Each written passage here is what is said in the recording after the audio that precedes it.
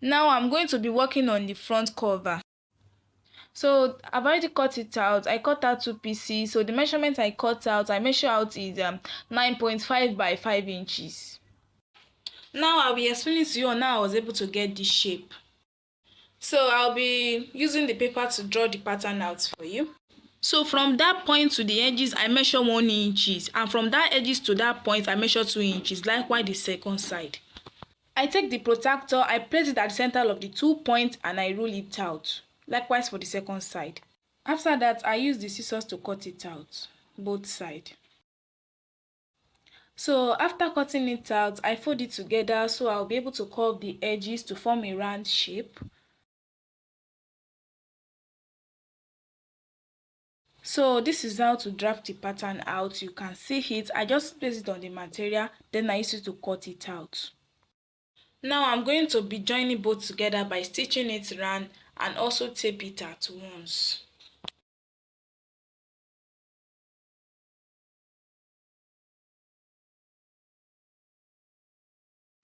I'm done sewing it. Now I will be taping it. You can see I'm done taping it round. I'm going to turn it over, left side facing up, and place the front part on it, right side facing left. I will centralize it. Then after that, I will measure 0.5 inches out and stitch it together.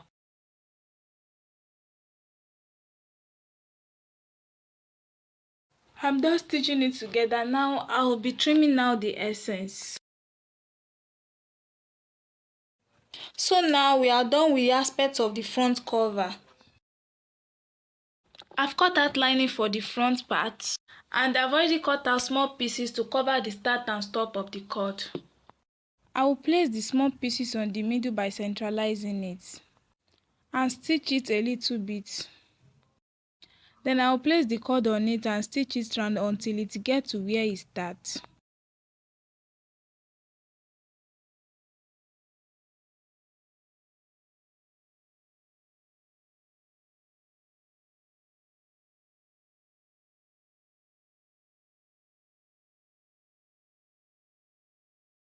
I'm done stitching it round, then I'll be trimming out the essence lining. Now we are done with the front part. We are now moving to the back side. So before that, I'll be fixing the lock first. I'm done fixing the lock, so it must be at the middle. So I've cut out lining for the back side and also cut out small pieces to cover the start and stop of the cord. I'll be doing the same I do to the front part to the back side. So I'm done with the back side also. You can see the way it looks like. So I'm going to be measuring the back side and the front side out to determine the measurement of the base. So I measure out 32.5 inches, but I cut out 33.5 inches because of the sewing allowance, the taping allowance, and the top stitching allowance. Because by the time you stitch it together, you tape it and you top stitch it, it will have reduced the measurement.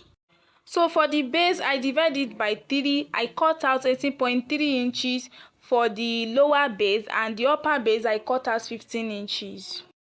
So for the lower base, I've already cut out lining for it and I've sewed both together. I'll be working on the upper base and I'll be dividing it into 2 by centralizing it. So I've cut out lining for the 2 and also zip clothes. So I will take the lining, I'll place it down like this, and also take the zip clothes, I'll place it on it right side facing each other, and take one out of the 2 pieces, place it on it right side facing each other and stitch it. After stitching it, I will turn it over and top stitch it. I will do the same for the second aspect also. So I'm done with the upper base and I've used the zip mouth to join both together.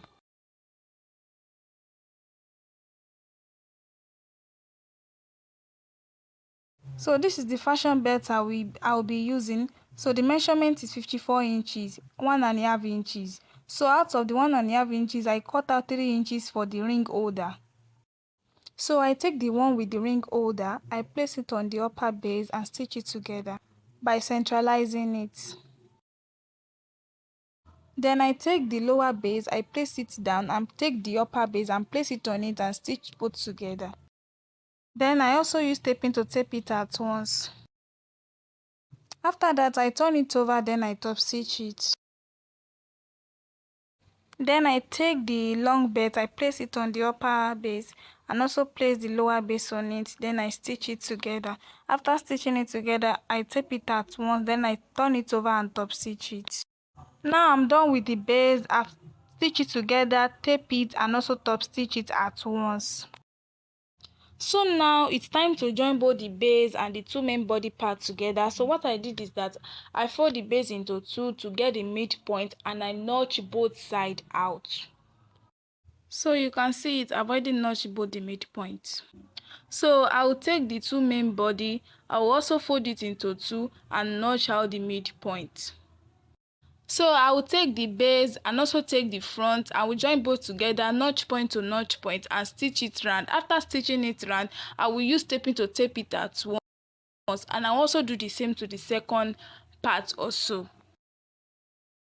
So I'm done joining everything together and I've already taped it at once. You can see the way it look like. So now it's now time for me to turn it over.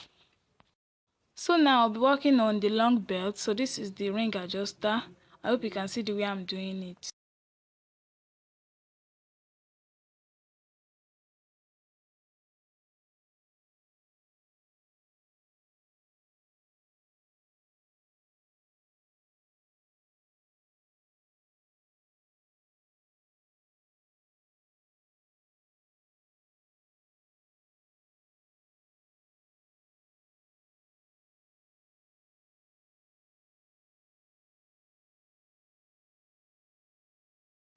So I hope you can see the way I've already closed up the belt.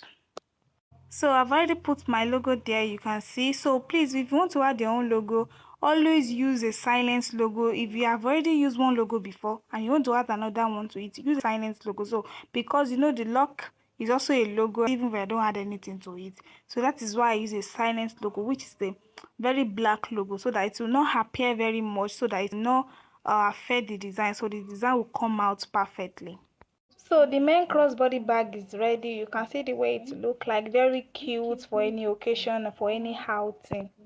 So if you have watched the video to this extent and you have learned something from it, please kindly subscribe to my YouTube channel, like, share, and also share your thoughts in the comment section below for me to know the next video you want next. Thank you for watching. See you in my next video. Stay tuned.